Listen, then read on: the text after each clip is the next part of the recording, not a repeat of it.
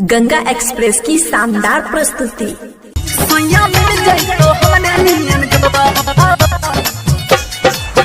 जला धैरनी है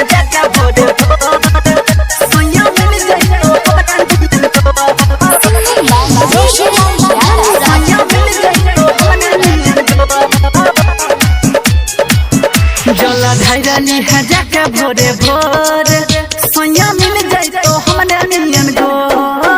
जला धैरनी है जाके भोरे भोर सोया मिल जाए तो हमने नियन गोर।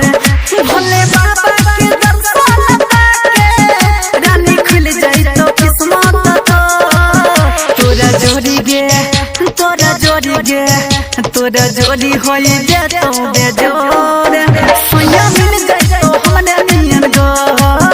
जला धैरनी है जाके भोरे भोर सोया मिल जाए तो छोड़ी गे गोर। presented by Monabic Music। Ganga express की शानदार प्रस्तुति। जला धैरनी है जाके भोरे भोर सोया मिल जाए तो सोया मिल जाए तो हमने नियन गो। कंधे का आवाज छौड़ी उठाइली है गे। जला सुल्तानगंज से तू भरली है गे भरली है गे भरली है गे। कंधे का आवाज छौड़ी उठाइली है गे। जला सुल्तानगंज से तू भरली है गे। यही लागनी में पोछाई देता छौड़ी आँख से तो हाडलो। तोरा जोड़ी गे तोरा जोड़ी गे तोरा जोड़ी होई जे तो बेजोर सोया मिल जाए तो हमरे नियन गो। जला धैरनी है जाके भोरे भोर सोया मिल जाए तो छोड़ी गे गोर। presented by Monabic Music। Ganga express की शानदार प्रस्तुति। जला धैरनी है जाके भोरे भोर सोया मिल जाए तो हमरे नियन गो। सोया मिल जाए तो हमरे नियन गो।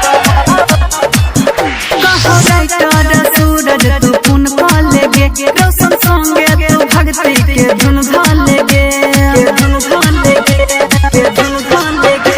कहो गुडू छोड़ी तू पुन काले गे। रमेश संगे तू भक्ति के धुन धाले गे।